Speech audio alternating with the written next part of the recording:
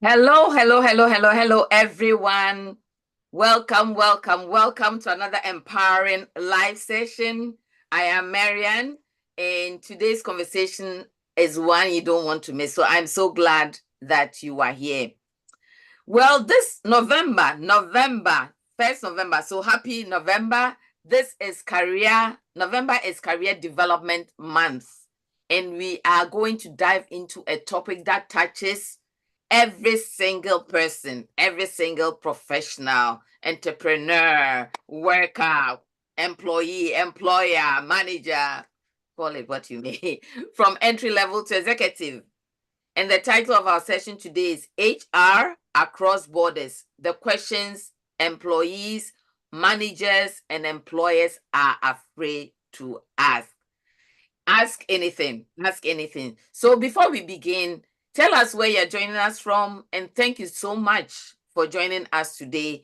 Thank you to all our subscribers. Thank you. We are growing. Thank you to everyone who has subscribed. And can I ask you to share this stream and tag a friend or co-worker who needs to hear some workplace truth today?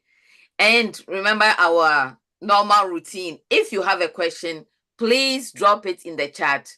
Once again, thank you, and welcome. Now, I am equally thrilled to be joined by two amazing HR professionals, right? They bring heart, they bring experience, they bring their own lived experience to this very conversation. So I have Susan Sackey. You may wave Susan, who is an HR leader and a transformational coach, passionate about helping people align purpose with performance. And I have Hennither Bianca Gant, Henny B, as I call her, and as people call her, a hiring strategist who's worked with job seekers and employers to build workplaces where everyone thrives. She's also a coach, she's an entrepreneur. Both of them are. They carry many hats, but I'm so happy to have them here with me today. So help me welcome my esteemed guests. You may put something in the chat. Now, Henny B. Yes, Susan, yes. please take a minute to introduce yourself and add a fun fact, and then after that, I will ask you a question, a big question after that. Okay. All right. Sounds good. Hello, Breaking Through community. I am excited to come back. Marian, thank you so much for inviting me back, and glad to be with my colleague, soon to be my fellow partner in success, Susan. Excited about today. So my background is in all things HR. So I started out working in nonprofits, federal government, and Fortune 500 companies, decided to start my own business. And through my own business, I've been able to support working professionals as well as companies that are looking to be the best in class. We specialize in all things hiring, all things workforce development. So while companies continue to focus on profits, we take care of all of the people things. Fun fact about me is that I was born in Baltimore City. However, during that time period, my parents and my aunties and my uncles decided that all of us were born during that decade needed to go back home for proper training. So I went back to Sierra Leone, and I lived there for quite some time, went to primary school there before returning back. So that'll be a little fun fact. Wow, proper training. I Proper. can tell that you've been properly trained. Oh, welcome, Bianca. Thank Thank you you. so for coming again. And Susan, please introduce yourself and a fun fact. Well, hello. I'm Susan Sackey, Susan Keteku Sackey. Um, I'm a HR professional, and I have been in the HR profession, I'll just say over 20 years. So quite, that's my life's career, really. I'm also a transformational life coach. So I help people who are at a crossroads are not quite sure which direction to take for the next, achievement in their lives, or I help people who are really not, they kind of they're sure what they want to do, but they don't know how to get there. So that's what I do with my coaching business. Um, Fun fact, well, I'm actually based in the UK, but I live in the UK. So, but I was actually an exchange student in the US after my GCSE O level. So Marian is nodding because she knows when I left to come onto my exchange student. So I have an affinity with those of you based in the US as well. Wow. Oh, I had forgotten that about you, but great experiences. These ladies, very, very, very, very knowledgeable in their field and also well-traveled ladies. So thank you so much for joining me. Now let's dive into our topic for today, HR across borders, questions that everyone is afraid to ask. Let me ask you, let's start with you, Susan, first. If you could change one HR rule or myth forever, what would it be and why? So there is a general perception that HR exists for the benefit of the company. And when people talk about the company, they tend to mean the senior management of the company as opposed to for the employees, which is quite, you know, a very, I don't know how that myth evolved, but essentially the company is made up of all its employees, whether they're senior managers or the cleaners or the factory hands. So HR working for the company is accurate. It's accurate in the sense that we work to enable the company to achieve its goals, and those goals will be achieved by every individual, doing their bit, doing their job. So whether it be the senior person right up to the CEO, or the most junior person, the apprentice, or the cleaner, as I was mentioning earlier on. So yes, HR does work for the company, but through everybody who works in the company. The objective is to help people to do their best, so that we create an environment to enable people to do their best so that the company is ultimately successful. So that's what I'd like to clear up. HR works for the company. Yeah. Wow, that means everyone. Thank you for everyone, irrespective of role, tenure. Thank you for busting that myth for us. Now, Henny B, what will you say? I would definitely say that your career brand sometimes speaks louder than your resume or your application. And what I mean by that is that many times, and depending on the size of your organization, it is all about who you know, not about what you know. So when it's time to get hired internally, those who know someone internally, those names are definitely at the hiring professional or HR. We know who those people are before you even apply. So that's a myth that skill trumps reputation. Oh. Many times, especially if you are a professional, you consider yourself a SME, you have to be mindful that many times your reputation can trump the skills that you already have. It's not just skills alone. It's reputation and skills. Absolutely. Wow. Okay. I'm taking notes. I'm a good student. I'll be taking notes too. So yes. So reputation trumps skills. I would say when it comes to the recruitment process, if somebody knows you already internally, we're looking at you first. We're looking at you first. For certain, we're looking at you first. Yeah. Yeah. That is why it's important to have networks, right? Yeah.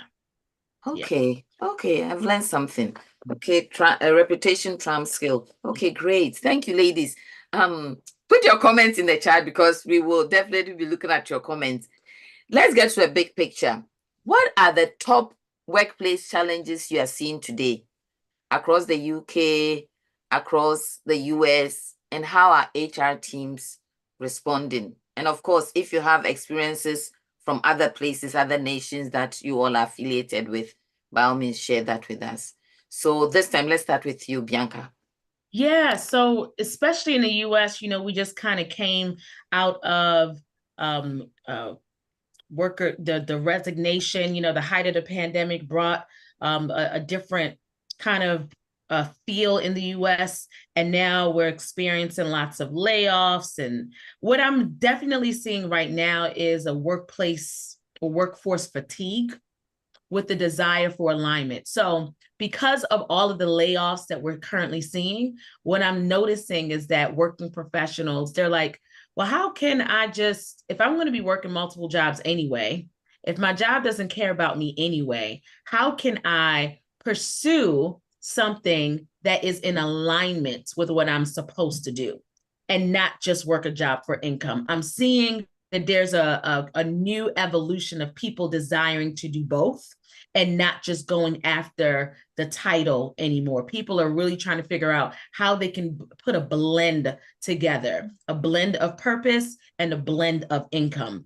So I've definitely been seeing that in the US. Lots of articles, especially, I know we're going to be talking about generations, but especially with our younger generations, they're just like, I want the money, but I also want to be happy. And within HR, you also see that as well, because HR professionals are seeing that they have to focus on people strategy if they actually want to retain the employees. They have to care about what employees want. So again, you're just seeing a big trend with that. It's not just about the tacticals. It's not just about the benefits. It's about, are people happy at work? So that's a trend that I'm seeing. One of them. So let me see if I can replace. So alignment, you mentioned the word alignment. Yeah. People are trying to align. Is it with their purpose, with their happiness? There's a big underscore alignment. Huge. So again, people are going to have different definitions, but you can, if you're on Reddit, if you're on any of the workplace kind of blogs or communities, you'll see that trend where people are interchanging the word happiness with purpose. So obviously I have my own definition for purpose, but I think people are just looking for meaning beyond just going to work, especially because the employer-employee bond, the trust is beginning to be broken. Right? We're no longer in the generation that says, I'm going to be at one job for the rest of my life. Although that generation still exists in the workforce, we're now intergenerational all at one time. So the word purpose, the word alignment, I really think from what I've been seeing is that people are looking for more meaning, more themselves. What can I do to satisfy myself and not just be so focused about what the job wants me to do? Does that make sense? It's yes, perfectly. Alignment, purpose. We are trying to find meaning. Yeah. Right. Before I go on, there's one comment. Greetings from Canada. Abigail from Canada says hello. Okay, wow. So Susan, the same question to you. And by all means, if it's the same thing, you're also seeing +1 it. If that's so good English. It's not too dissimilar. And actually, if you think back to COVID and what happened during COVID, probably more so in the UK than in the US, but work, the interactions basically came to a stop where we were put under, call it a restriction in terms of physical interactions with individuals to try and restrain the spread of the illness. But people then, companies were then forced to have workers work from home, except in those critical spaces where there was no way to make that happen. And therefore, they would, make arrangements to enable people to work in the same space, but with,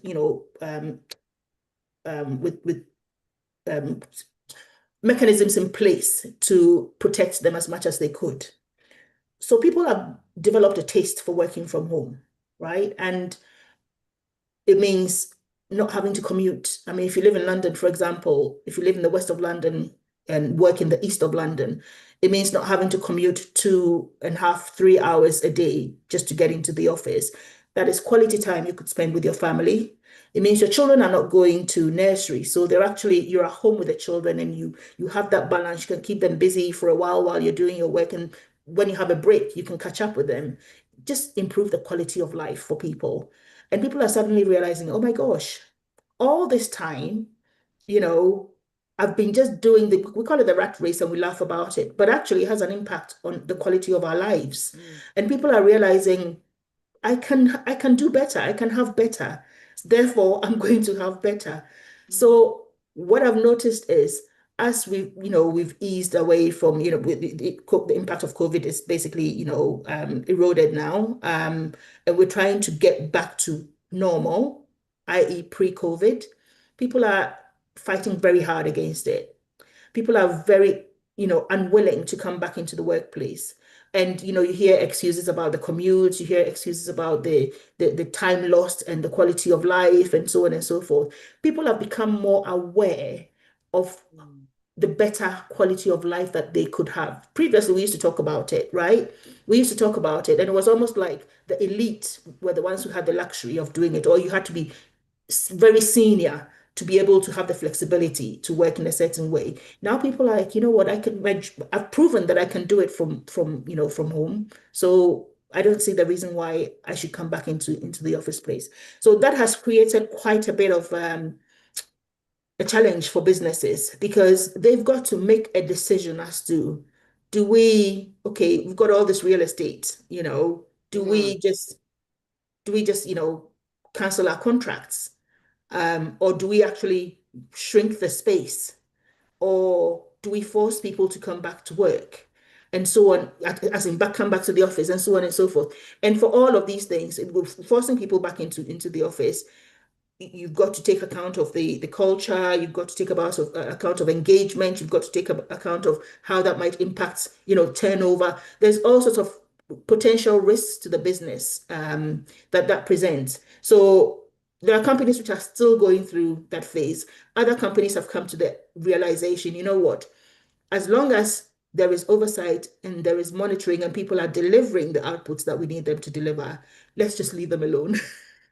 And then, of course, going forward, as they hire, if they have a really strong, position in terms of, office presence, then going forward, as we hire people to be in the office. Or if you're the kind of organization that recognizes that actually, you don't need to be able to see your employee doing the work to believe that they do the work, and actually you're more interested in the commitment and the performance, the output, then others are deciding, you know what, yes, we're going to shut down our office spaces. You work from home from now on, and this is how we're going to operate as an organization going forward. So it's quite interesting times.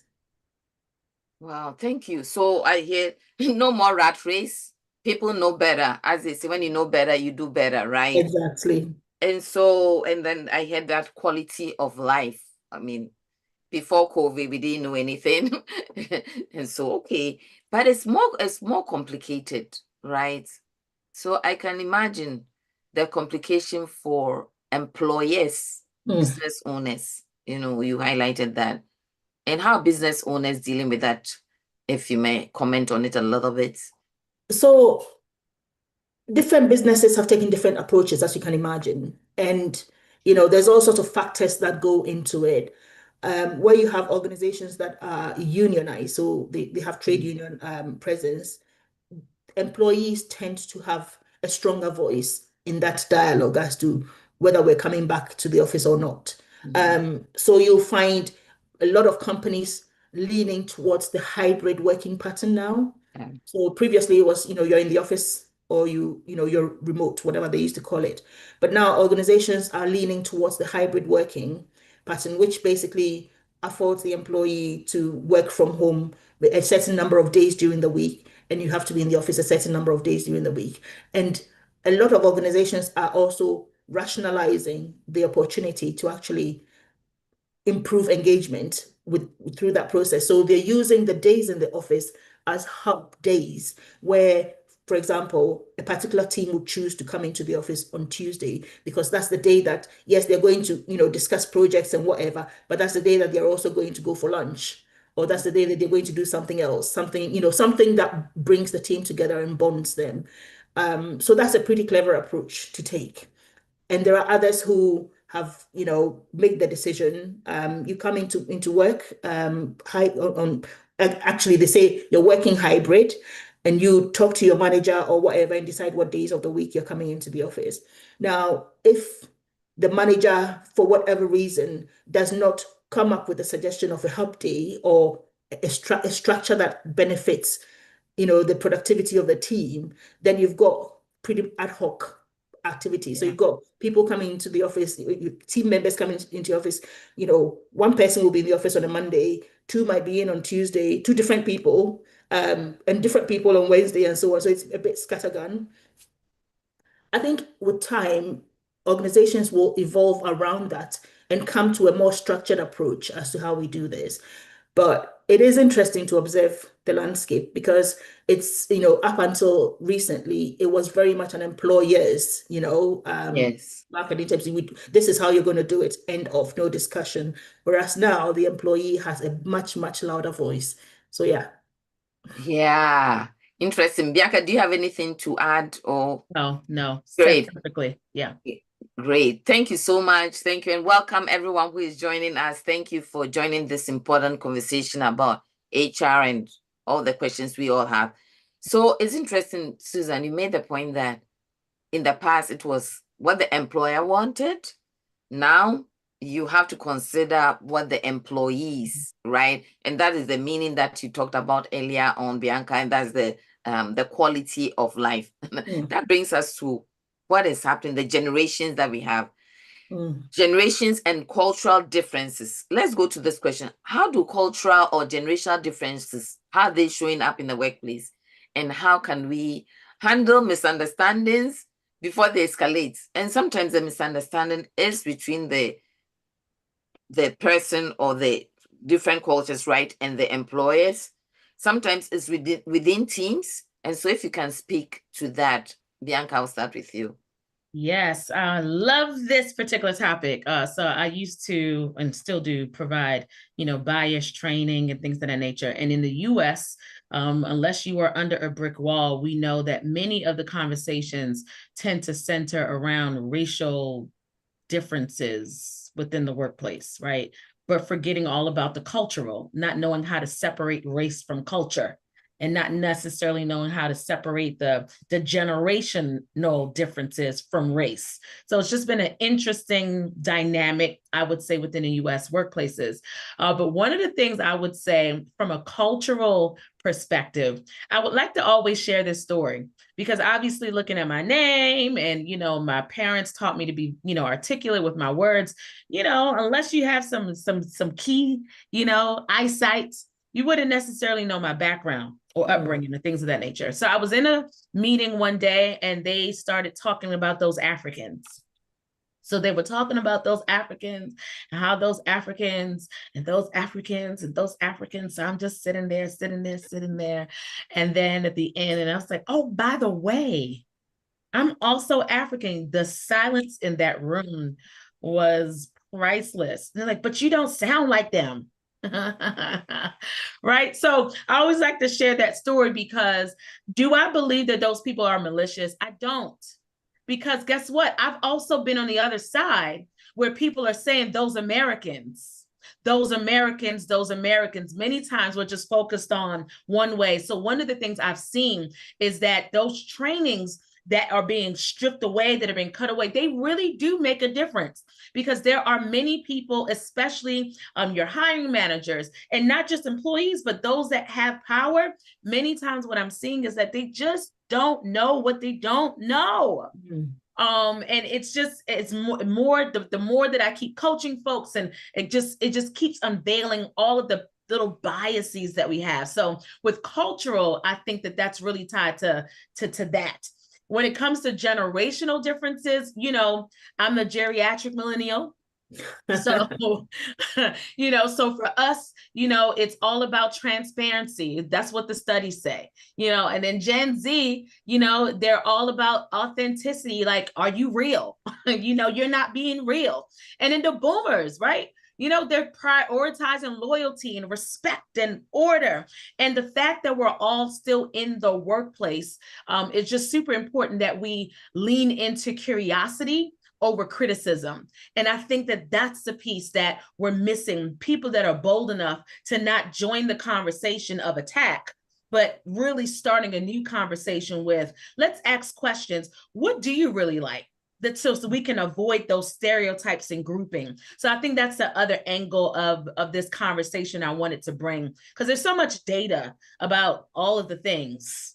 And can we find something that aligns with us? Yes, but we're not everything that it says, right? So that's what I have to say regarding that. I see your facial expression, Marian. What do you got? I'm a Gen Xer, right?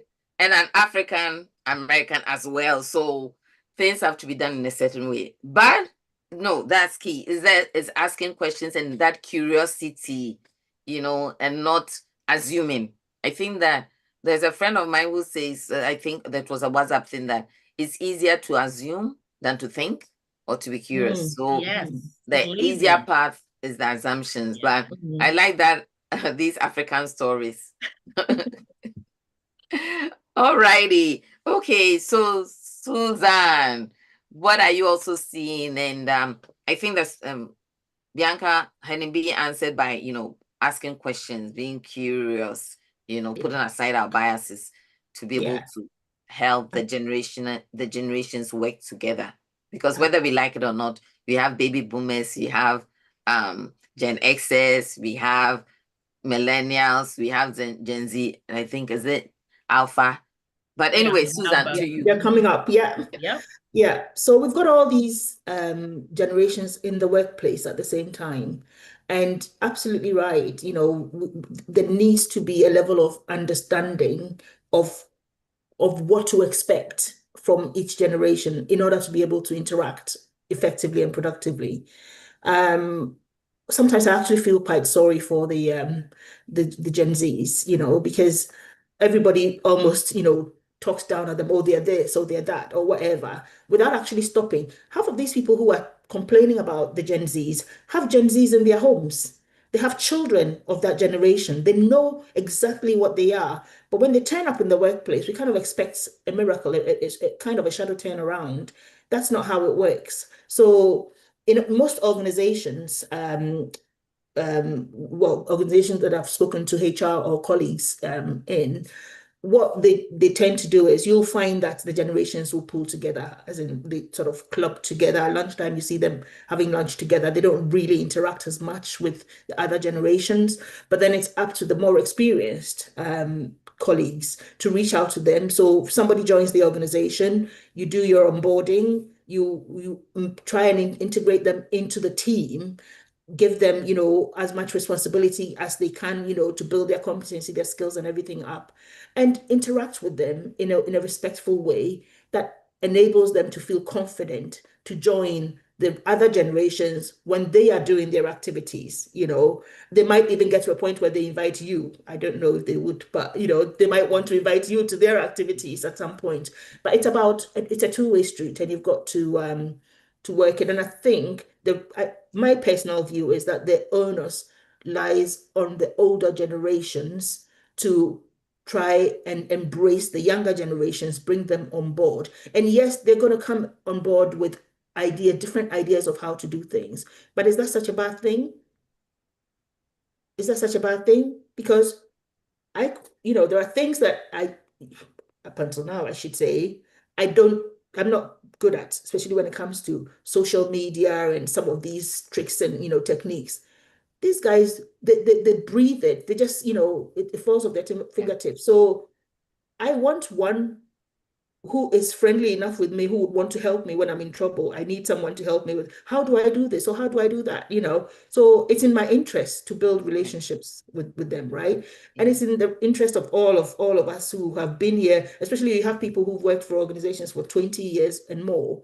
You've only known that organization. You haven't really been exposed to the world outside of the organizations. These kids, yeah, they're young, but they've basically been born into that world they are not that familiar with. There's a lot to learn from them as much as they can learn from you. So yes, we have a responsibility to help them to integrate and share their talent as much as grow their talents with them. From a cultural point of view, now that is the interesting bit. So we all come from our various backgrounds, our various, cultures and whatnot. And we do things a certain way where we come from. But actually, when you've come into a new country, and you're working in that new country. So first of all, the country has its own culture and the way they do things. You go into an organization, they've got their culture, they've got their own, sort of values, code of conduct, and all of that.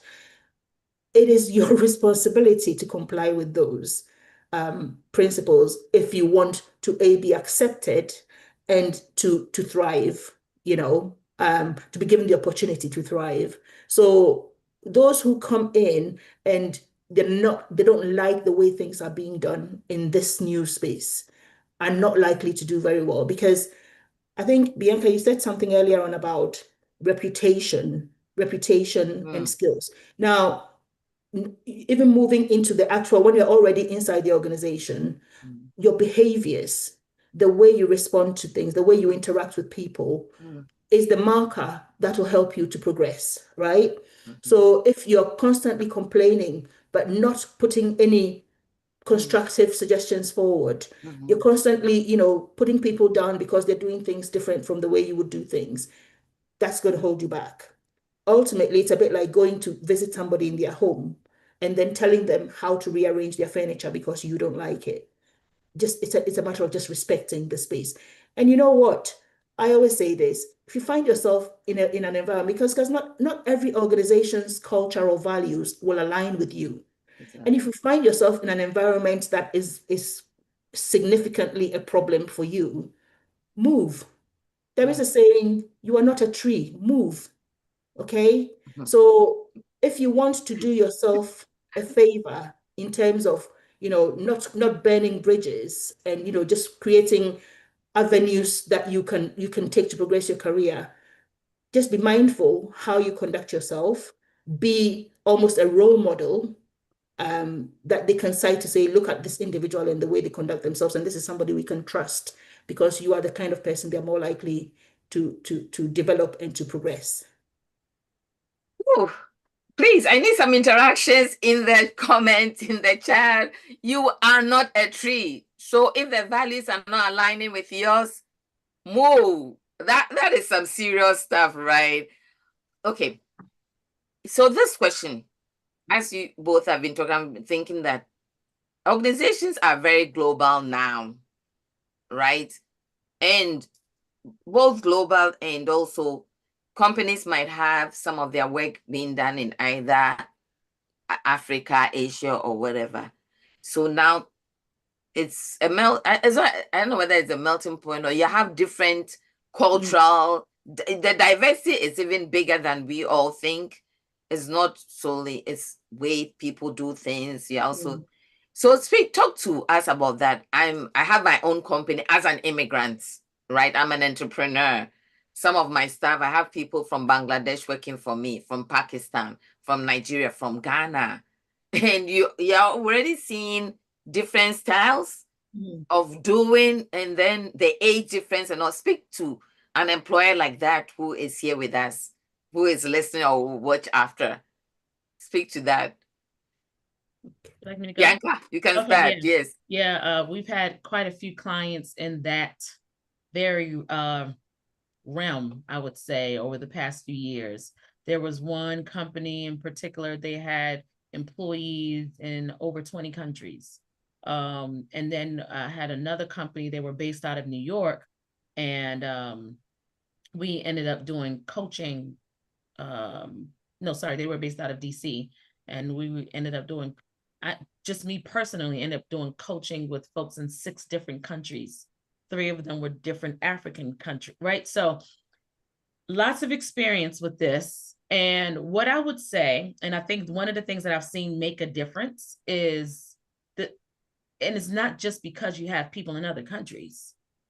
It's just simply because you want to practice, you want to execute best practices.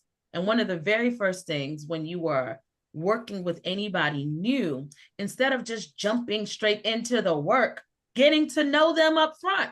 So even us internally, my team, we're not hundreds of people, but one of the very first things that we do is ask, what is your communication preference?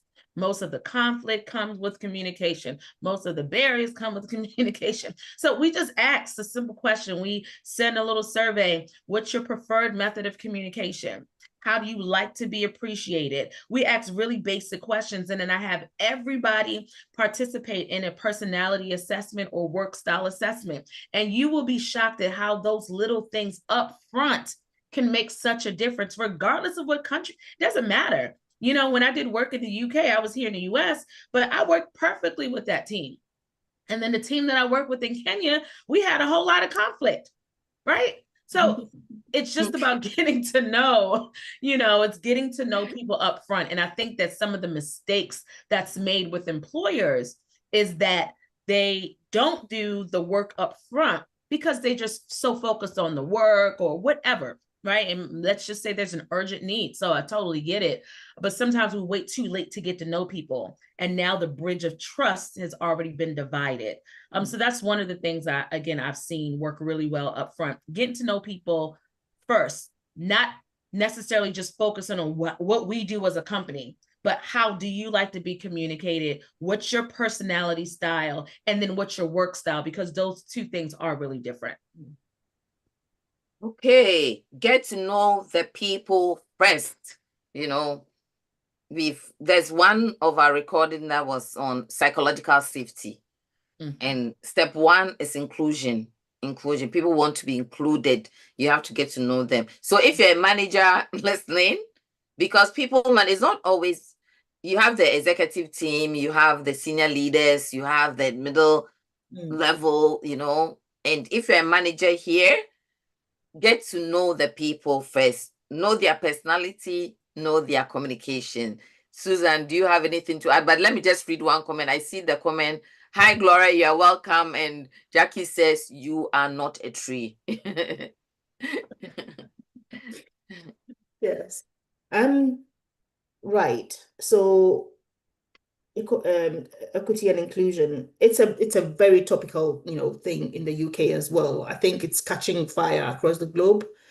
And so see, I've been in the workplace long before organizations caught on the concept of diversity and equality. In fact, I remember in my early career, I wasn't in HR at the time, and I'd organized a retirement event, and I turned up at the retirement event. Well, no, that's not a good example to give. So I'd been sent from the company, the office was actually a campus, so different buildings. And I'd been sent to go to another building to deliver something to somebody.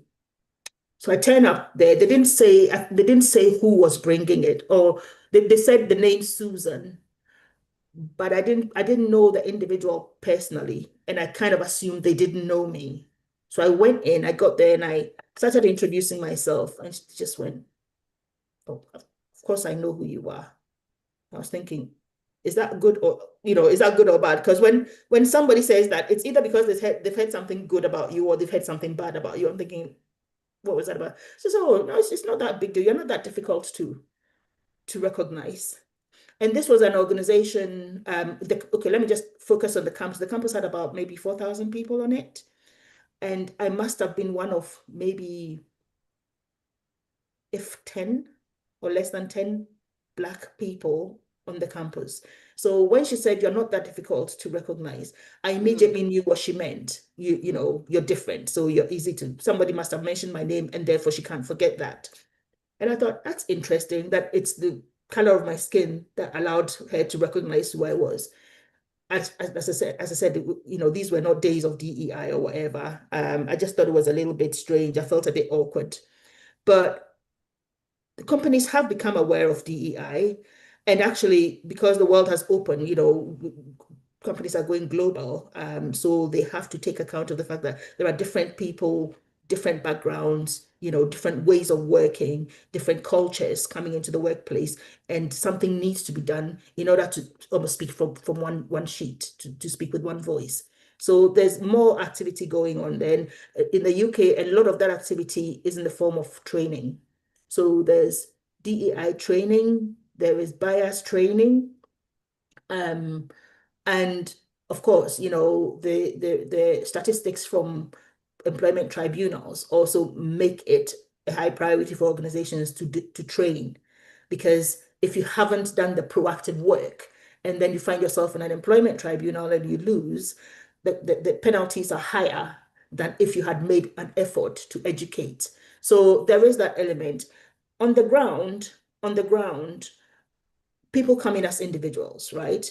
People come in with their own frames of reference, depending on the beliefs that they've been raised with. They are going to either have to work on it, or they're going to find themselves in trouble because they can't help being who they are. So that is one arena that I think we still have a lot of work to do on in the workplace. And I sincerely hope that organizations will take it seriously enough to the point where, if you're saying that this is the kind of organization that we are inclusive and we do not tolerate certain types of behavior, then put your money where your mouth is. If somebody is a persistent, somebody's persistently breaking that contract, do something about it. Don't let them get away with it so that other people think it's acceptable. It's okay after all, what's going to happen? So yeah, that is an area that is work in progress in the UK. Some companies are ahead of the curve, some not so much. Some are still a bit in the dark ages where they're still, stamping their foot and going, well, these people have come and they're taking our jobs, and so on and so forth. And yeah, so it's very much work in progress. Yeah. Yeah. Yeah. Even before we get into that inclusion and diversity, it's now a no-brainer to make sure that you're working cross-culturally effectively, right? Because the world has changed, and yeah, and so people are being trained in that area, that intercultural, intergenerational. These are really must-haves, right? Okay, so thank you for everyone. Thank you to everyone. Thank you for coming today. We are talking about HR questions employers, employees, and organizations have. And I have two esteemed, knowledgeable HR leaders in my midst, Hennither Bianca Gant, Henny B, and Susan. Henny B is in the USA, Maryland, USA, and Susan is joining us from the UK. So welcome everyone, and please put your questions, any questions you have or comments or anything they are saying that is resonating with you, put it in the chat. Let's engage. Now, I know that when we started, we talked about the myths that you would like to change, but I do have a question. Many employees feel HR protects the company, not the people. I know, Susan, you tried to best it for us. So this one will start with Bianca, but how can HR rebuild that trust? Fun fact about me, in fact, for me, for the longest time, I don't know how many years I'd worked in an organization, I've never been to HR. Never. Yeah.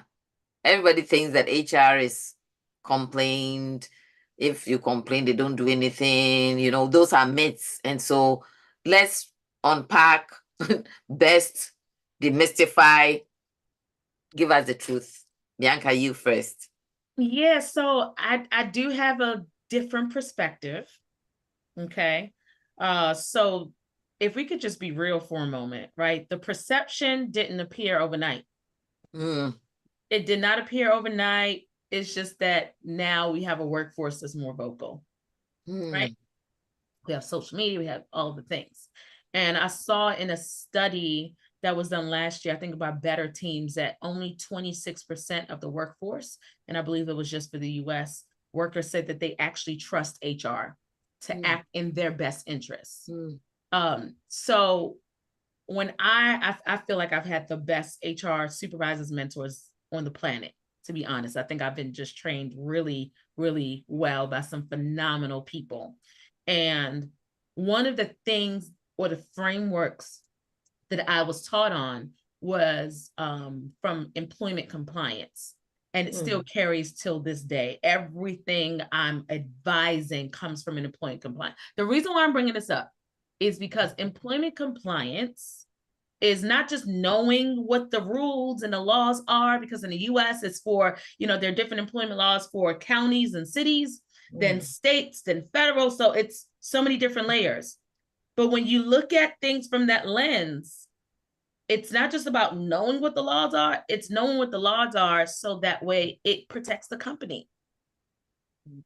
Right? So it protects the company. So Susan did a phenomenal job in sharing that the company includes all of the employees, things of that nature. My little twist to that is that just kind of like what we talked about, stereotypes and biases. We're talking about HR in general right now. But what I will say is that in the HR department, it depends on the individual. Does the individual have integrity, to be able to fight on behalf or act in the best interest of employees and their supervisor? Because let's face it, that HR is paid by the company. The employees don't pay HR's paycheck. Okay? The person who owns the company is paying HR. So if the person who owns the company wants a specific decision to be made that's in the best interest of their company, you all get where I'm going.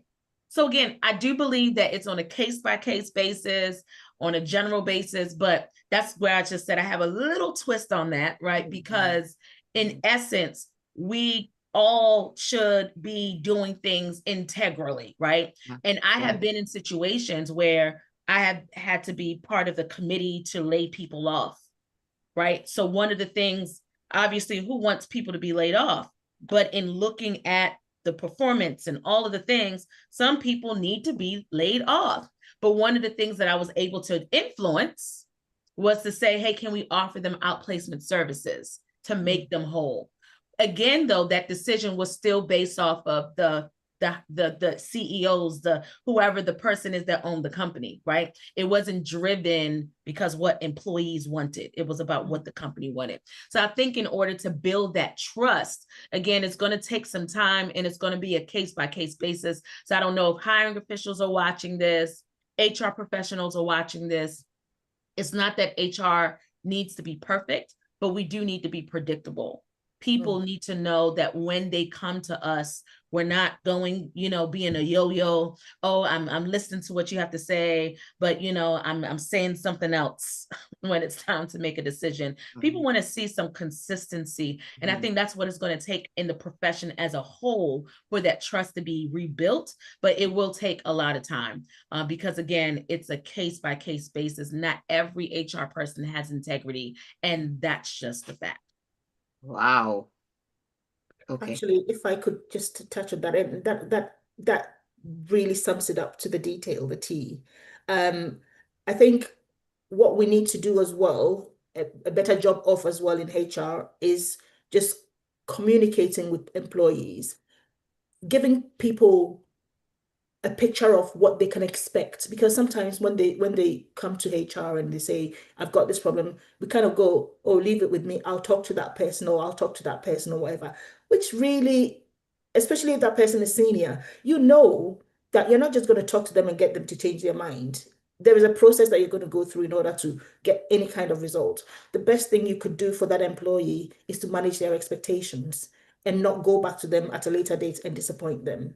I think they can handle it if they know what the options, the outcomes could be. And then you go back with the worst case scenario and they're like, okay, fine. I knew what was, knowing that individual, I'm not surprised that that's how, it's turned out, than to sort of promise them something great and then let them down. Nobody likes that. Okay. These are some serious truths. Thank you for the clarity, because I'm just hearing that HR also finds itself in a certain spot, right? But I want you to clarify something for my audience, that HR is not just there for complaints, because I think that most people go to HR only because they have a complaint, but there are other things. Just speak to the totality of HR, maybe explaining what HR actually means. Even some organizations are not calling the HR now, but just explain it and explain to my audience, especially some of us who are immigrants. We are not familiar with HR and all the things that HR can do to help us advance our careers. But whilst you think about that question, I think there's a comment I need to read. It says something like, start a new conversation to avoid stereotypes. And there was another comment that learning from one another. Okay, those were really learning from one another is all of our responsibility, from Reggie Gant. Sounds familiar. Thank you everyone for joining in. If you have any questions or comments, by all means put them in the chat. Yeah. So just explain, just make it plain. What is even HR? We say HR, human resources. What does that mean? What is HR there for? Maybe we should have started from there, but if you can. Susan looks like she's going to go first. Go educate us, please. I feel as if this that we could do a whole session on the history of HR, because HR became a thing in the Henry Ford days, right? Where after practically squeezing employees for the best that they could get out of them, it got to a point where they were realizing that actually we're beating the soul out of these people and their productivity is going down, rather than, we're not getting very much out of them from exhausted employees. HR was brought on board to look after the workforce, okay? So to take care of their needs, to provide them with the training, to provide them with the skills to allow them to do a good job. Now, we're talking about, Henry Ford is probably going on to a century now, but we're talking about many, many years ago. Since then, HR has evolved.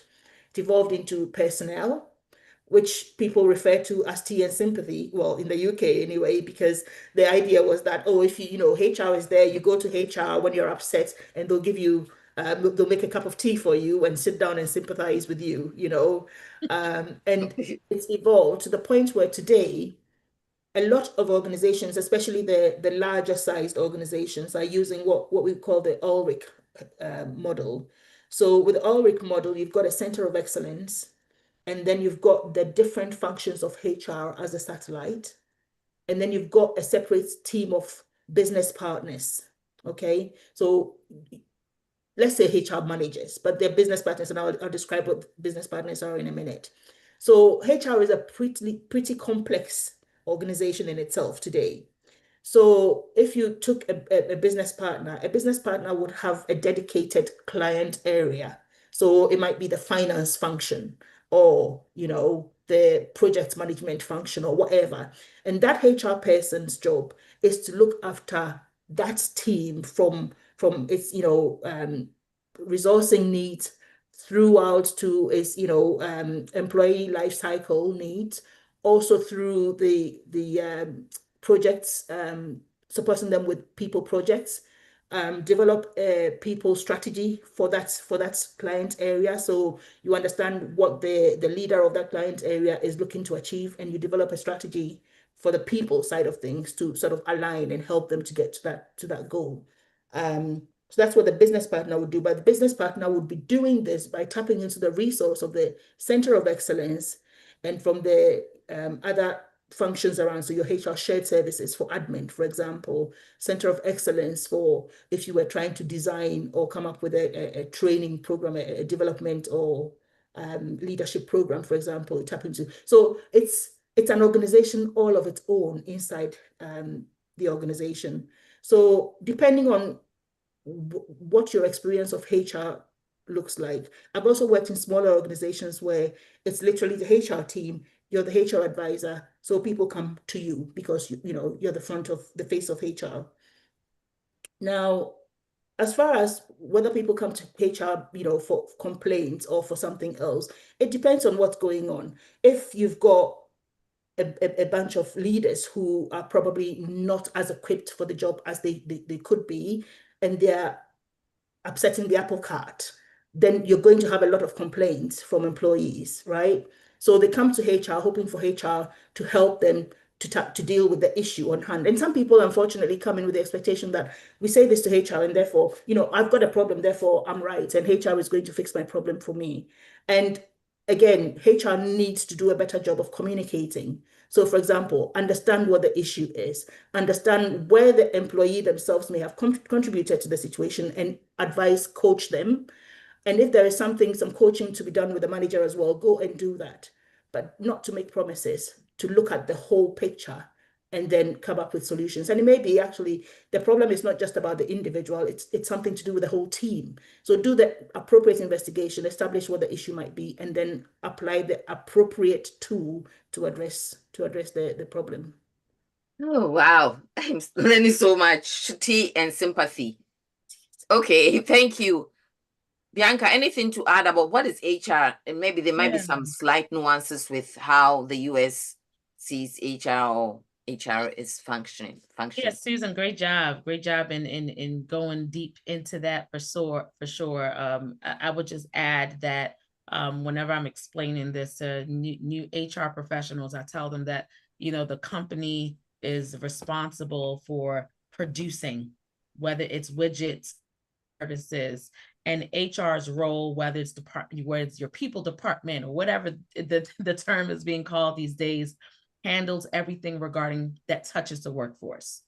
And whether it's recruitment, whether it's onboarding, whether it's performance management, right? Whether it's leaving the organization, there's something called the employee life cycle. So at every stage of that employee's life while in that company, HR, there's a specialization, or there's a duty, there's a task that's associated with each one of those phases, as well as there's a law for each one, or laws for each one of those stages. So HR is not just for complaints, it's to handle in the entire life cycle, the entire time that you are with that company. HR's role is supposed to be able to, manage those things that touch you as the employee. As you do your work, they're focusing on those things to allow you to do those work from a compliance perspective,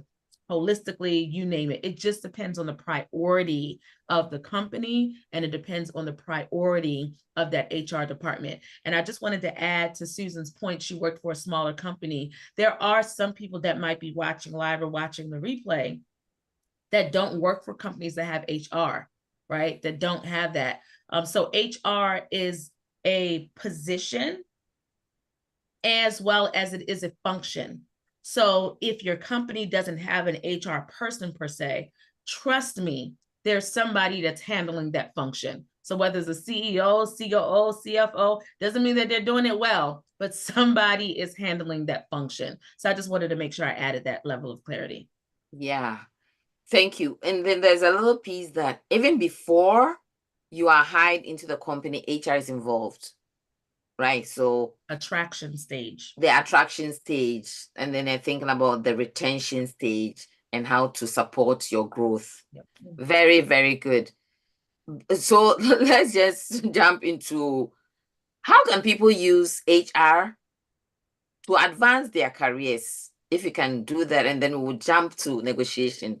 How can people, because we don't want you to walk away with HR, everything that you've heard, if I'm having this conflict with this person, but HR is also there to support your growth. So can you speak to that? Bianca, let's start with you, Henny B.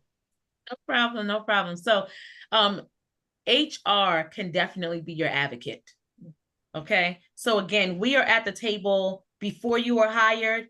We're usually at the table when it's time for you to be promoted. And we're usually at the table when it's time to make a decision, especially if we got to kick you out or we have to make some decisions about you being exited properly, right? So if you play your cards right, HR, and I believe should be your advocate. I actually did something on this, that one person you don't want to screw over is HR, because not only within the organization, but we may end up in other places. Let me just give the audience a real live situation. Go ahead. So there was someone, I'm going to give it on both ends. There was an organization that our team was recruited for, large nonprofit, tied to White House stuff. Let's just put it that way. Okay. And we recruited those people internally. We ended up recruiting for another role 2 years down the road. Okay, 2 years down the road. And that person said that they worked for that company that we recruited someone at. Okay, let's just say the person's, you all follow what I'm saying. Okay, so the company that we recruited for, the person that we placed there, okay, they worked for that company. Then years down the road, we ended up there. We saw that there was someone who said that they worked for that company. Okay. So what we ended up doing was calling those people and said, hey, by chance, do you know this person? Do you, just wanted to, do you know this person? And, should we do that? It's not illegal to, but we do it. Okay. That person ended up saying, oh my gosh, yes, they did work here. And the things were just not favorable. Did we continue with the process? We did, to just see, right? Because legally we have to, but we just wanted to know. So again, that branding, because they got to see not just what they did, because they were stellar in their work, but because of all of the people problems that they were having, HR got to see all of that. So it just ended up being, not favorably. But then again, we had another situation where, it ended up being really favorable, because the HR person's like, oh my gosh, yes, I actually worked with them in 3 companies before, and everybody loves them. I saw their performance reviews. I saw access to their blah, blah, blah, right? And it ended up being very favorable. So if you do not know your HR team, not that it what's for you is going to be for you, but HR can definitely be your advocate. They know information about the organization. They can guide you. They can provide you with training opportunities. They know people in other companies. HR people know other HR people. So especially if you're looking to leave, and again, it's the integrity of the HR person. I have that happen many times, where someone will tell us, hey, we're getting ready, we're thinking about leaving.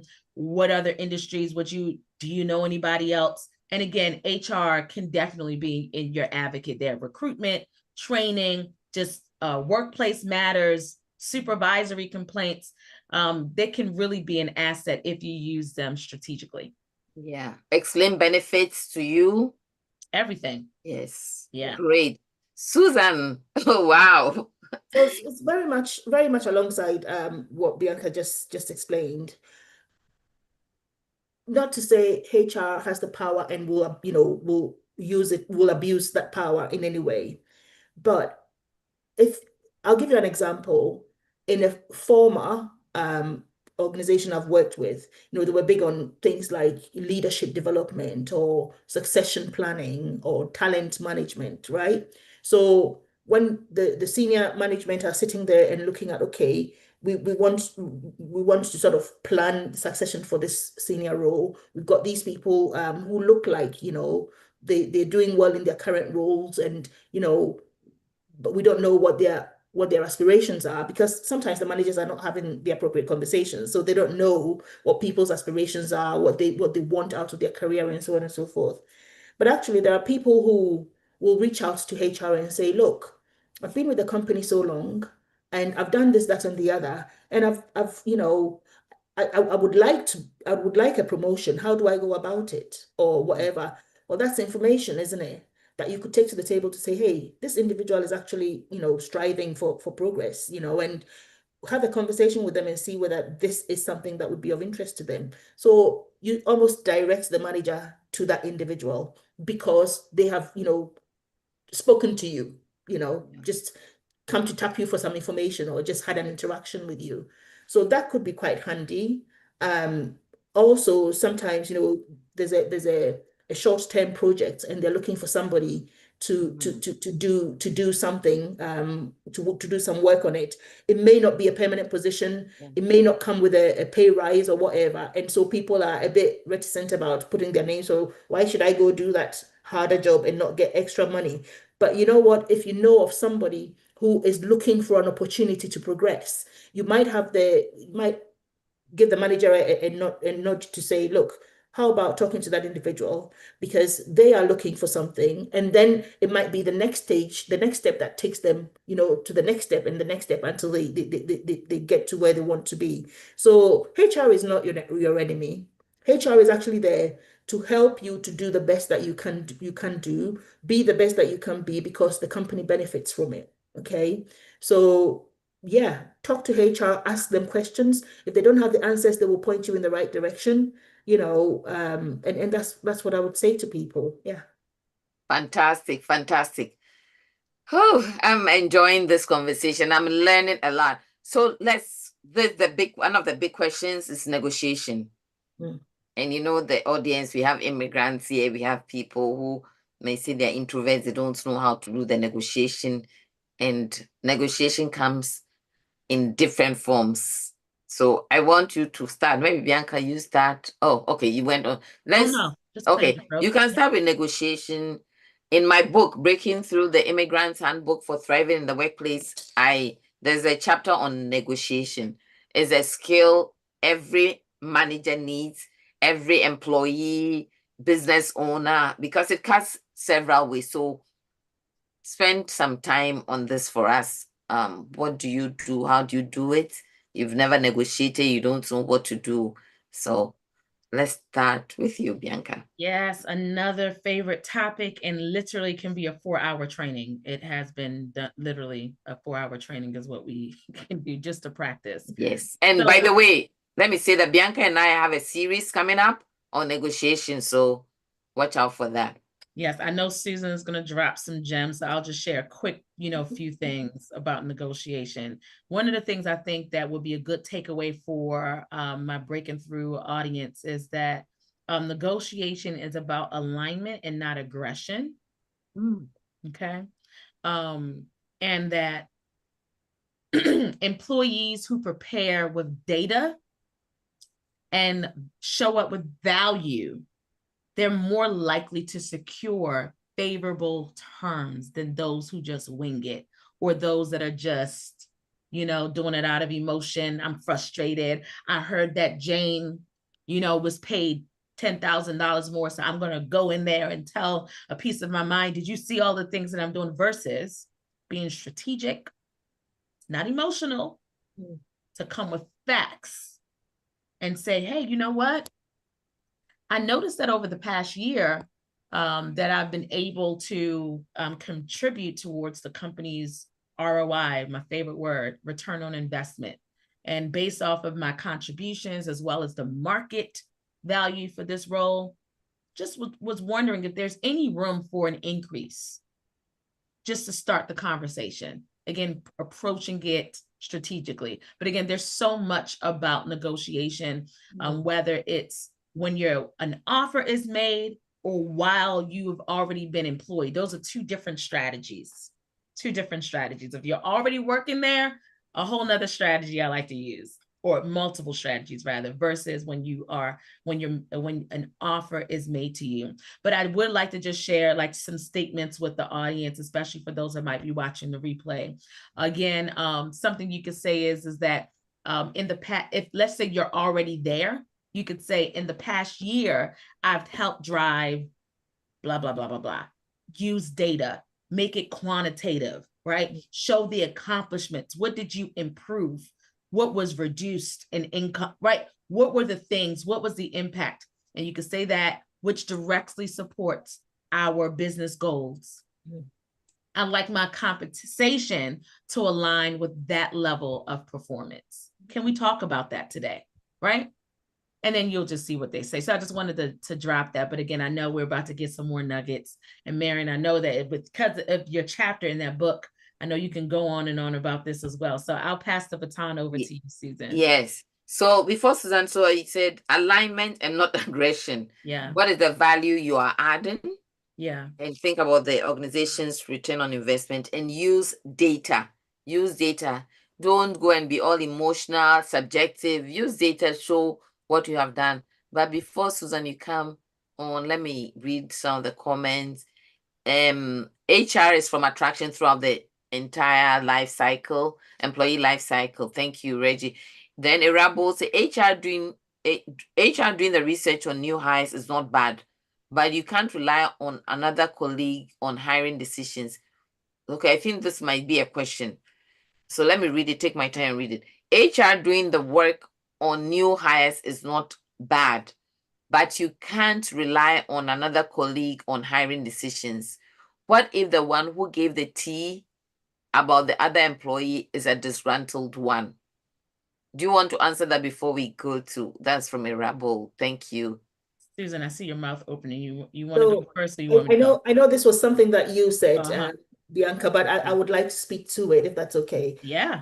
I don't think Bianca said at any point that that was the only approach to hiring. So there will be a hiring process in place, which the company would follow. I think what Bianca was alluding to, and what I would, I would certainly do if I had contacts where the applicant had worked before. I would ask them, I would say, do you know this individual? Not necessarily letting them know they've applied to anything. Do you know this individual? What do you think of them? Give me a little sense of what kind of person they are, and just listen to what they have to say, because you have their CV, you will have an interview opportunity to assess them. And these days, more so than ever before, companies are looking for fit as well as, or even more than the qualification. So if you've got two people with the same level of experience and qualification, certification, they're looking at the one who is most likely to fit within the organization. So that's where these competency-based questions arise based on the company's values. So if that person sounds like they're going to be a real challenge for the organization, it's really not worth you investing all that time and resource. So as Bianca said, yes, you might go ahead and interview them, and chances are you will pick things up which, if previously you might have second guessed yourself, now you've got some information that says, actually, no, my gut is right on this thing, and you go with it. So we absolutely do not hire on the basis of a colleague's feedback. Absolutely not. There's a whole process. Some of the processes are as involved as you do 2 interviews. You might do a presentation as well. You might do an assessment center as well. You'll do personality assessment questionnaire and so on. So no way is anybody going to get hired in a structured organization based on feedback from a former colleague. Thank you, partner in success. Just to add to that, it's not fair, but it's true that people will ask questions about who you are. We all have a career brand. Jeff Bezos says that your brand is what people say about you when you leave the room. So any person that's competent would not just take, the opinion of one person. But let me just say, we conduct reference checks, and that's the same thing. There was a situation I just described, I just talked about last week in another group, where there was someone we were recruiting for, and they put their father as a reference, but they didn't put that was their father, right? They just put that the father was a super, and it was true.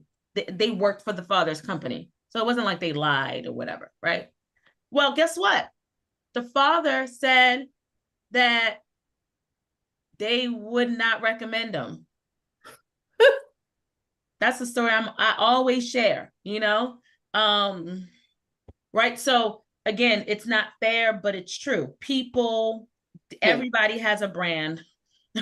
Everybody has a career brand, and anybody that's in a hiring seat, you definitely should not just rely on one person or one person's feedback. But again, everything is very subjective. That's a myth, or I should probably say it's even with all of the processes, hiring and selection can be very subjective. Somebody can come with favorable references, not a disgruntled person, and then they still don't work out. And you'll be asking yourself, hey, all these people say all these wonderful things. Why don't I experience this greatness that everybody is saying? And then vice versa, you speak to somebody, that has the opposite. So it just, again, it's not fair. But once you have humans in the process, there's going to be some skewed things. But that's a great question. Thank you so much for asking that. Yes. So, Susan, before we get to the negotiation from your point of view, this question is making me think, and the question and the answers you've both given. that if a father said, no, I wouldn't hire my own son, speak to the audience who they select as their references. Should they have already spoken to the person that I have a job interview or I'm applying for this? Because I don't think anyone wants a reference who say no, right? So can you speak to that? I would suggest that it may not have anything to do with whether or not they told the person they were attending an interview or they'd be putting them down as a referee. It's down to the individual and how they have showed up in their employment. So, father or not, if your performance or your behavior, your conduct has been such that they wouldn't hire you and they're, clearly an honest person, they're not going to say differently to another employee. I have to say a caveat to that, though. In the UK, it is possible for the applicant to sue their former employer if, on the basis of a reference that they provide, they are denied the job. So that is something that you would do with caution, as in providing a reference. If it's not a favorable reference, you might want to think twice about providing it at all. So you might just say to the person, sorry, but I'd rather not. So yes, so I guess the individual needed to have had the conversation and been reassured that actually this is somebody who's going to advocate for me as opposed to and I think it speaks to the individual, for maybe not doing that or for knowing that this person didn't think much of them as an employee and still put their name down as a referee. Mm-hmm. Yeah, the only add, thank you so much for that, Susan, is I think, Marian, that it is a great idea to reach out to references before they're contacted. Sometimes it just may, especially I know like when we're conducting references and we're asking about specific core competencies, sometimes it's just good to let your reference know like the type of things that they should bring up or the type of projects. Sometimes people just don't remember, right? They just like, yeah, I really like them, but they can't talk to those specific things. So that is to your advantage if you were to do that, because imagine them echoing what you're saying. So that's a little strategy. And then it's the same here in the US that people can definitely sue based off of defamation of character. One of the things that we have required on certain roles, so like right now we're recruiting for executive director, one of the things that we'll require is that they must provide supervisory references. So it's up to them to say, we're not going to answer or not, but from a HR or recruitment perspective, we at least have to say that we've done our due diligence. To be able to, that we've done all the things necessary in case that person ends up doing something bad, because that's another point of references. Again, compliance. If that person ends up stealing your money, doing something to a child, and you didn't talk to anybody that they worked with before, and they did the exact same thing previously, now the company is going to be held liable simply because they didn't do their due diligence. So just wanted to bring that back full circle. Okay. Susan, I know we haven't talked about negotiation, how people should negotiate and what they should negotiate, but this conversation is bringing up for me some thoughts and questions. Now, last week's session, we talked about, my guest Hennither talked about having a side hustle or side hustles or having different streams of income. And now people are recruiting globally, virtually from different. How do you manage this reference thing? I have an idea, but I want to hear from the experts. So I'm a small business, like I said, I have a small YouTube gig. I need a video editor. I need a videographer. I need a script writer. I need somebody who will create my thumbnails for me. Speak to me about the reference and ensuring that I get the highest quality. I want you to speak to my audience about that. So in that scenario, I can think of different ways to address it. And I think sometimes you've got to look at the role that you're hiring for as well. So you talked about thumbnails, you talked about hiring globally, you talked about, so somebody would be working remotely for you, using, social media or even AI to do work for you, right? Mhm. So I would say always go for the standard reference approach in terms of contact details for a previous employer, but you would want to do your own due diligence as well. What is the nature of the work that they're coming to do, and what sort of outputs would you expect them to deliver? So you can go online, have a look and see the output, the quality of output that they're putting out there. Have a look to see, is this the standard that I'm looking for, or and then check to see if actually if there's a way to check, because if you're in the field, check to see if actually they are the author of that piece of work. As much due diligence of your own that you can do that in addition to the going down the standard reference process. Yeah. The thing with references is, if you were dealing with somebody who is unscrupulous, they could still get one up on you, because they could tell you as much of what you want to do. You're talking to people at the other end of a letter or email or phone. You don't know them, right? They've told you who they are, but you don't know them. So there's got to be an element of trust involved. And if somebody is inclined to be just unethical, there's nothing you can do about it. So as much as you can, do your due diligence. And then, if it doesn't work out or something comes up, that you've done the right thing and you can deal with the situation as you can. Certainly from a UK perspective, that's how I would go about it. I'm not sure whether the US have more avenues that you can take. Yeah, I wouldn't even necessarily say it's like a US versus UK, but great additions to that question. I have someone on my team that's from Nigeria, Philippines, Jamaica, right, that are handling some virtual work. And I think it depends on the services. So from those marketing type of roles and scope of works obviously becomes a little easier, because, there's some, media kits that you can just go and see, but it doesn't say how they do the work. It doesn't say how effective they are, how responsive they are. So to Susan's point, there, in addition to references, there's also the assessments that you have to do on your own. But I just want to kind of release all of the business owners that might be watching, or those that have to hire. Everybody that gets it right gets it wrong. And usually you get it wrong more times than you get it right. And when you get it right, it doesn't mean that you won't get it wrong again. Humans are very weird. We're unpredictable. What we like today, we won't like tomorrow. We show up with a different version of ourselves in an interview than we do when the camera is off.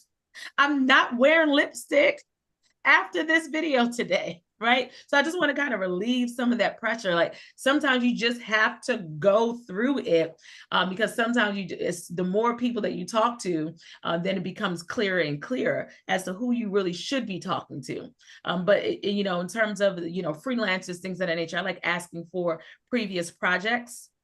So clients that they worked with. So I do like doing that. And if you're hiring globally, one of the other things that I just recently did, even in the Philippines, is to use a staffing agency that's within the Philippines. So that's just another route that you could use, because, they have their own stuff and systems and all of that stuff too within country. So only other two ads. Great. Susan, we didn't hear your perspective about negotiation. Bianca talked more about the salary, right? The negotiation when you receive an offer. Is there anything you want to add to that? To be honest, I'm very much aligned with what Bianca said on that. The only thing I would add is, in certain organizations, the larger or the more complex the organization, chances are they have a process in place for salary reviews. So educate yourself, find out what their policies are on salary, requesting a salary increase, and then apply that process. But in applying that process, apply all of the suggestions that Bianca put forward. Look at the data. Okay, what is your salary in comparison with market rates? Or if you have an internal, pay grading system, what is your salary in comparison with that grading system compared to people who have been working at that level, you know, the same duration as you have been working, people with the same qualifications as you, and then more importantly, what have you done that sets you apart from them, that demands that your salary needs to be reviewed. Okay. So those are the key things. Those are the things that will get the interest, of whoever is looking at your request. Yeah. What have you brought to the table? If you haven't, if you've just done your job that you're paid to do, well, we're paying you to do that job. So there's no requirement to review that salary. Oh, that's a very important point. What have you done beyond the thing that is on your job description, right? And if it's the same, you're not stretching yourself. Okay, you're not stretching yourself, then why should we stretch ourselves? Okay, great point. I know that you both have talked on the salary thing, but please watch out for my sessions with Bianca on salary negotiation. There's a part of that, but there's also beyond salary, beyond the number. There are so many other things that you can negotiate for. Bianca, do you want to give a little bit of a teaser? Maybe list 1, 2, 3 things. Okay, so it doesn't just have to be salary that you can negotiate. You can also negotiate your paid time off. You can negotiate your benefits. You can negotiate even the way that you are working, even your home location. So again, a negotiation doesn't just have to be about salary. It goes beyond that. So that's a little teaser. So you got to come and hear some more. Great. Let me look at the chat. I think there's a comment from Arabold. Do your research on the industry rates in your field and location for salary negotiation. Also, know your worth. She has an exclamation sign. Know your worth. Thank you for putting that out. Okay, so let's do that. And I see the love signs. Put some emojis. I think they are doing great, Susan. And this is gold. Let's talk about managers and small business owners, and also talk about, we've talked about people are people, right? People coming from different places, generations, cultures, identities, and what have you. What is it? Let's talk about handling conflict. What is the healthiest way to resolve it before morale suffers, right? We can talk about that one-to-one. Sometimes it's across teams, sometimes within teams. Take it whichever way you want to take it. Let's start with you, Susan, and then jump to Bianca. So I'll touch on one-to-one and across teams. So for conflicts, well, I'd say every organization in the UK is required to have a policy for handling conflict. So we call them the disciplinary policy and a grievance policy, which informs people as to, if you've got a grievance against something, this is the way that you go about, raising it. And then there's a process for dealing with that. That is statutory. That's regulated by the law. But even before you get to that point, we from HR and actually the business in general, so including managers, leaders, always encourage people to try and resolve conflict informally before we get to the formal statutory process. So what could that look like? It could be a case of the manager having a conversation with the person who has a problem, and if it involves somebody else, checking with the individual to see if they're happy, for a mediation to happen between the two parties. And if they are open to it, if both parties are open to it, literally just sitting down in a room and mediating a conversation. And a lot of the time when you do this, all that you find is there's been miscommunication.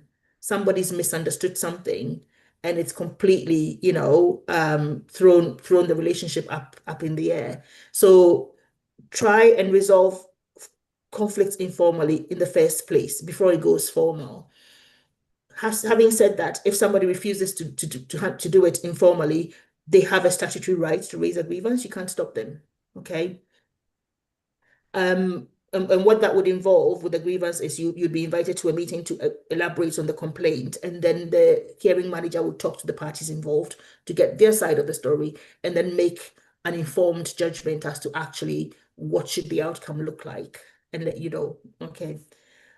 When it comes to teams, so, where you've got people working in silos and every team is looking out for their own individual success, forgetting that actually, in order to get that success, they need input from that team, so they actually have to work together.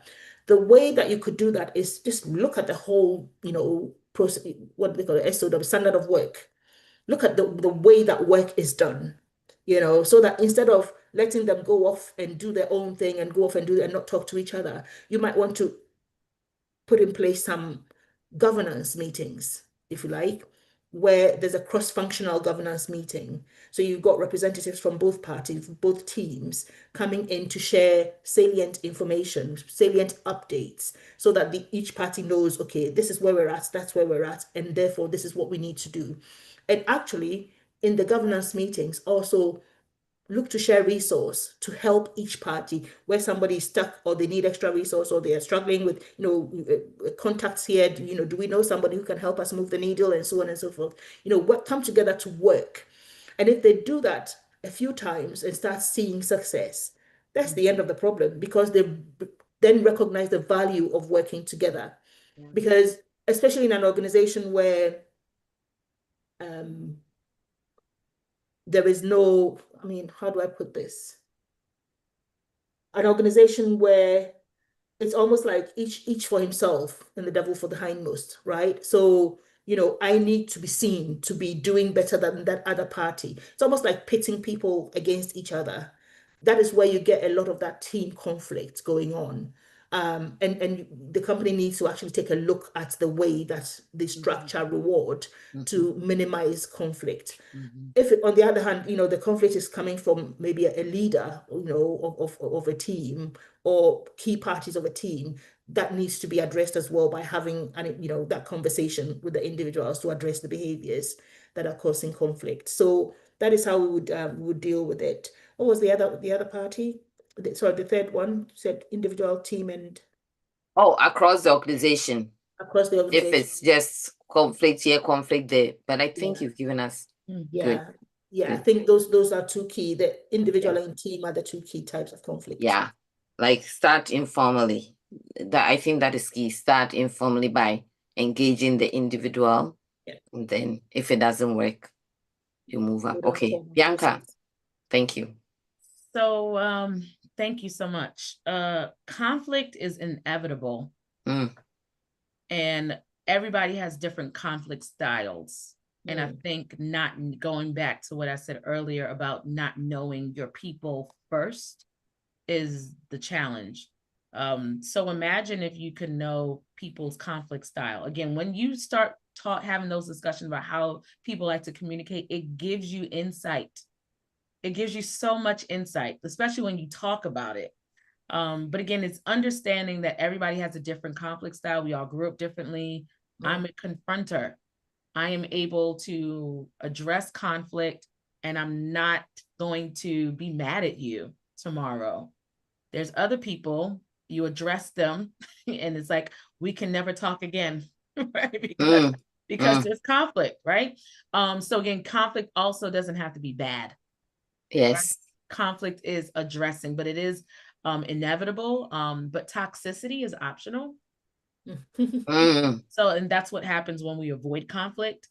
There was a study by the Society of Human Resources Management that said 1 in 3 workers said that they left a job because of unresolved workplace conflict, right?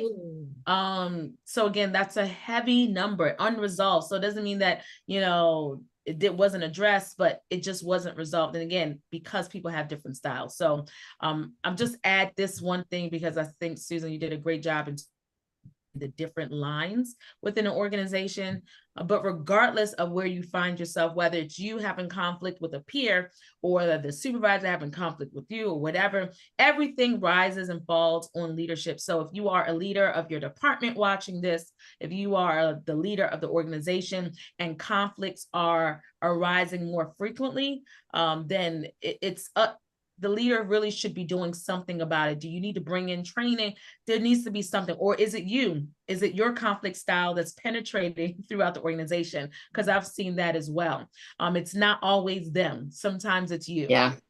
And then also just addressing issues early and directly is the last thing that I would say. Just early, encourage people to address, unless there's like sexual harassment or something like that, encourage people to address conflicts themselves before having to bring you in, to just empower them to have communications if possible. So that's it. Yeah. And if you're a business owner, you're starting your own business, there are tools out there to show and to help your employees collaborate better.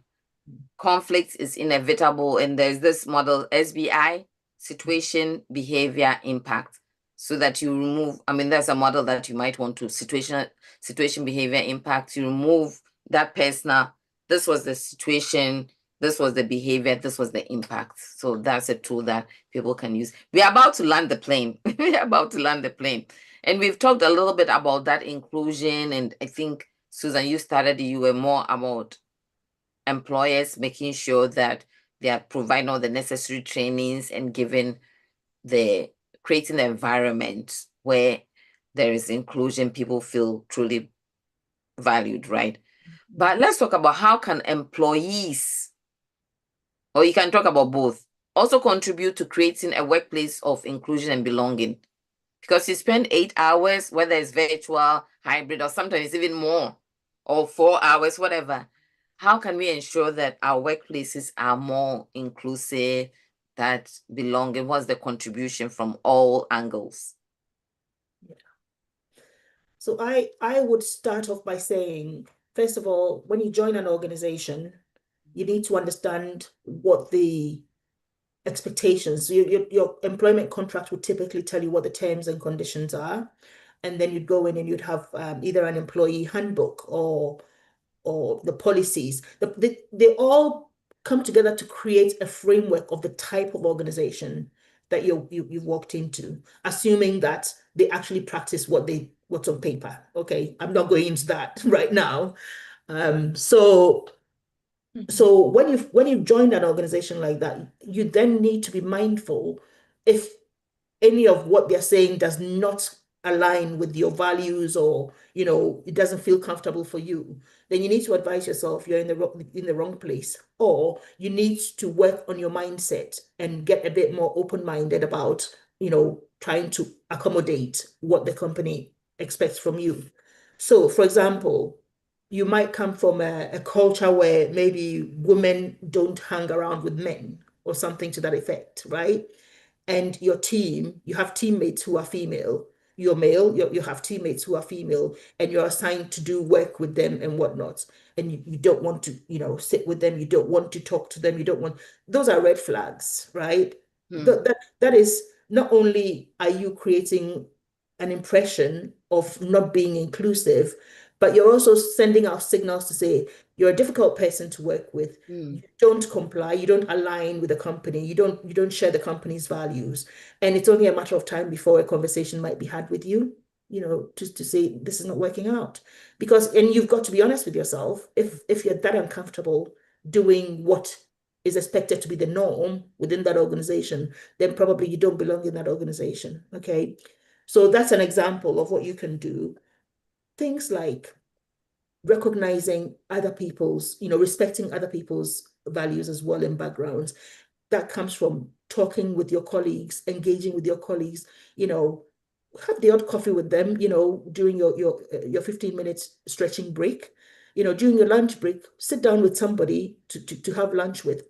Talk to them, find out a little bit about them, because you might find yourself doing this with somebody you think is so different from you, only to walk away and realize, my goodness, we've got so much in common, So just talk to people, engage with people, get to know them, because the more you get to know them, the more comfortable you become around them, the more you can then, share knowledge and ideas among each other and work better as a team, which is what the company ultimately wants. So that's one thing that you can do in your own favor. Just conform to the company's standards or code of conduct. Yeah. Yeah. Thank you. I heard that respect, and Respect, there's a little bit absolutely. of that curiosity. Learn from, have those informal coffee, tea, the British tea, tea, and learn about your colleagues. Okay, Bianca, with Only thing I would, only thing I would add, excuse me, only thing I would add is, from an employee perspective, to speak up. Your employer is not a mind reader. Your supervisor is not a mind reader. Yes, they should do X, Y, Z. But if you see that it's not happening and you're not being invited to the table, your ideas are not being included, you don't feel like it's an inclusive environment. Could it be that by you bringing it up, that environment can now be that? And that's my story, right? So again, you can speak up without yelling up. There's ways to have those conversations. Practice it, depending on your personality style. And inclusion is not an event. It's something that you have to practice every day. So it's asking questions. So even if you yourself want to be included, also ask yourself, are you being inclusive? So are you just picking the time of day that works for you, or are you asking other people what time of day works for them? It's so simple, but it's like, oh, this person didn't join the meeting. It's like, but did you ask them that this time works? Did you ask them if this is a good time that works for the team? Something that basic. And when you start to project that out, you'll start to recognize that subliminally, folks will begin to return the favor of inclusion. Powerful, powerful, powerful. Inclusion is not an event. Great. So we're about to land the plane. Please put in the chat. Thank you to those who have stayed and who will join, who will watch, those who joined earlier on. Please put in the chat what is resonating with you, one or two things that are resonating with you. We would love to hear you. I can see the love emojis. Thank you for, appreciating our experts who are here with us, Henny B and Susan. Let's have this final question. If you could give one piece of advice to every employer, so this might take you a little more than a minute to answer, 2 minutes, 3 minutes, because you're going to speak to advice to employee, manager, or employer listening. What would it be? 3 parts. Susan, you start, and Bianca would close us out with that, and we will say our thank yous. And so I think I'd speak to the employer. People obviously come to work to make a living, but actually they also come to work to get a sense of belonging. People like to feel like they are where they belong. They are valued, in the space that they're spending that time. And it's important to create an environment, and whether that be a physical environment or a cultural environment, that enables every employee, whatever their background, to come into work and feel, when I say come into work, it could be remotely, it could be, into the office, but to come into work and feel like they are part of something, that they have something to contribute, that their voice matters. They are heard when they speak. And when they have a problem, somebody cares. Okay? Because these are the things that build loyalty in employees. And if you're worried about your turnover, retention issues, these are the sort of things you need to be looking at as a starting point. Fantastic. Okay, thank you. Thank you. People want to feel they belong. So as an employer, ensure that you're creating that environment. And there's so many ways to do that. Okay, thank you, Susan. Bianca. So for the leaders of an organization or business owners, I'm going to put both of them in the same bucket, right? Because they're still an employee, regardless of how large you are. I would say, don't forget to recast the vision, resell the dream. That's something I'm working on, letting people know why you exist, why they are there, and showing people where you and all of you all are going. Do not forget to recast the vision. So if people are in alignment with it, they can stay on the train And if they're not, they can get off of the train and just save you a whole lot of time. And then for, the employees that are watching, I would just say that just to remind you that your career is your responsibility. It's not your employer's responsibility. Yes, there's it's a relationship. However, believe it or not, you have more power than you think. So Susan gave us some insight like, hey, then go, right? I know it's not that easy for everybody, but that it really is a powerful choice that you do have. So again, your career is your responsibility, not your jobs. Oh my goodness. What an amazing time. What an amazing time. One of the things that I'm going to, you're not a tree, yes.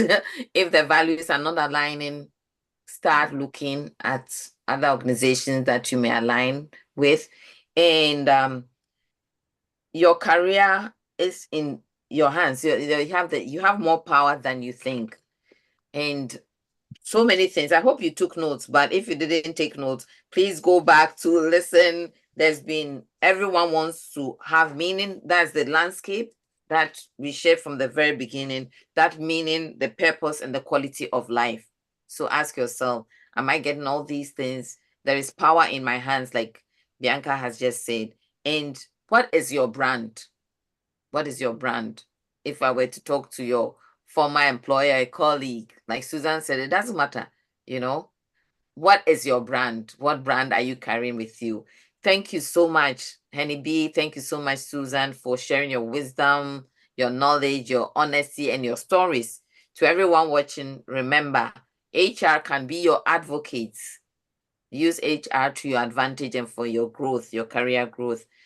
Growth happens when we start asking the right questions and ask questions, be curious. And if you found value in today's session, hit that subscribe button. If you haven't subscribed, share the replay. Join us for more real conversations designed to help immigrants, professionals thrive in the workplace. We will see you in the next one. I believe it's in 2 weeks on the 15th. It's about mental health, keeping your sanity in the season, through your career, through your life journey. That will be on the 15th, November 15th, and you are welcome to join us. We'll see you the next time. Till then, keep learning, keep leading, keep thriving. Thank you, ladies. Thank you, my expert panel, for being here with me. And thank you, everyone. Thank you. Thank you.